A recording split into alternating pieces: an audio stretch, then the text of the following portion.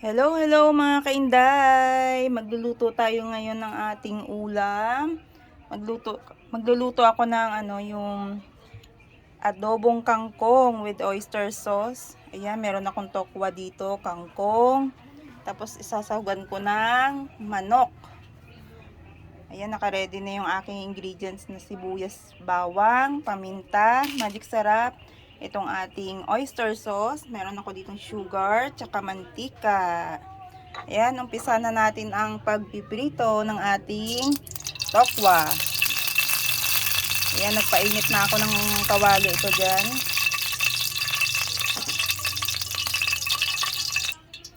Ayan, prito natin itong ating tokwa.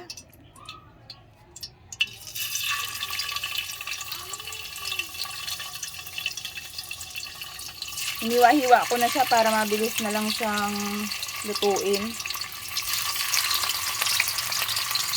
Ipag golden brown lang natin yan siya.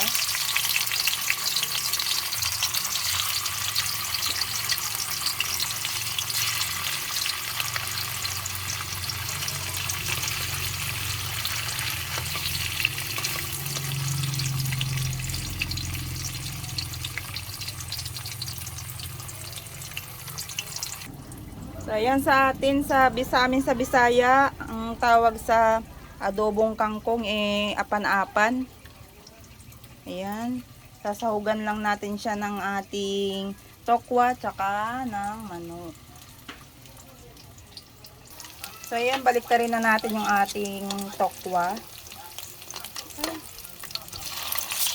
Ayan, pa-brown lang natin siyang ganyan.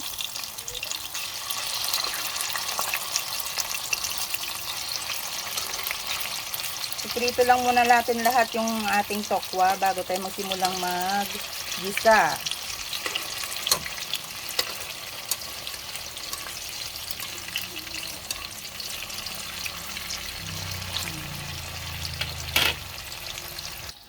At ito na nga, malapit ng maprito lahat itong ating tokwa. Ayan, last na to. Magigisa na tayo. Dito din sa kawali na to ako magigisa. Ito na yung ating tokwa, naprito na lahat.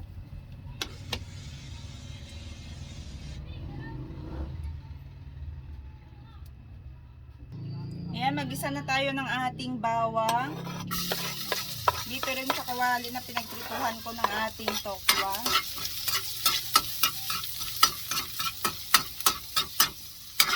Bango ng ating bawang. Bango ng aroma niya. Then sunod na natin ito at ating sibuyas.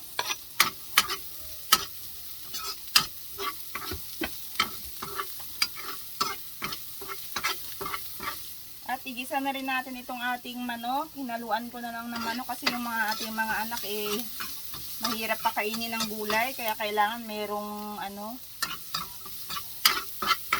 may karne or may kung ano mang gusto nating ihalo.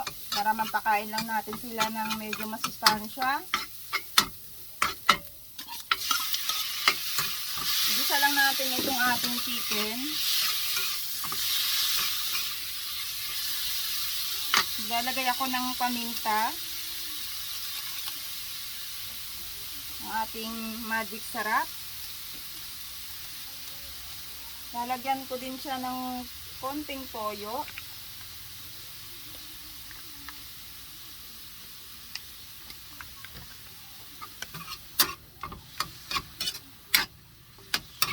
Yan, lutuin lang. Takpan muna natin ito siya. Lutuin muna natin yung ating manok. Isang kutsa muna natin yung ating manok dito.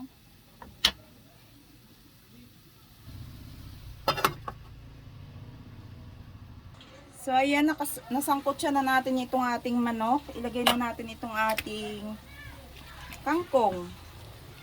Ayan ang ating kangkong.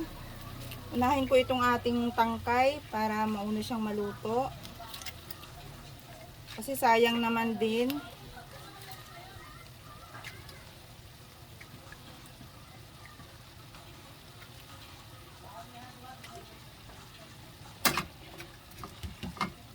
Then, igisa din natin yung kanyang tangkay.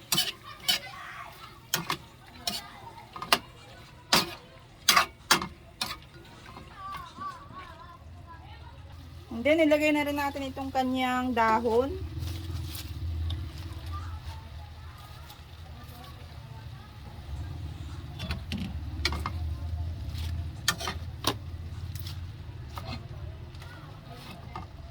Maliit yung ating pinaglutuan nitong ating ulam. Ayan, habang nagisa yan dyan, maglalagay ako ng oyster sauce.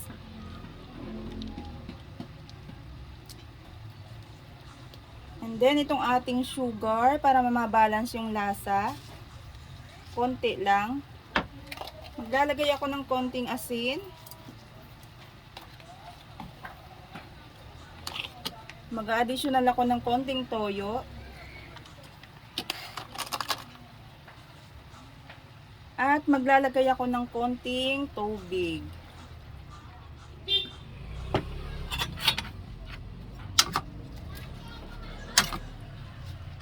At hayaan lang natin siyang maluto ng mga 30 minutes lang kasi mabilis lang naman maluto yung kangkong.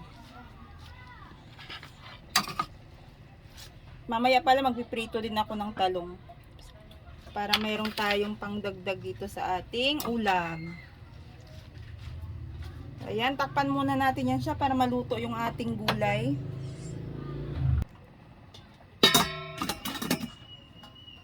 Yan, pakuluan lang muna natin siya.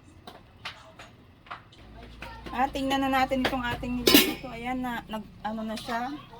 Luto na ito. Lagay na natin itong ating tokwa. Wow, sarap. Simpleng luto lang po ito pero masarap. Masustansya na at masarap. Sigurado magugustuhan din ng inyong mga anak. So hanggang dito na lang po ang ating video. Thank you so much for watching. Please follow, like, and share. Bye!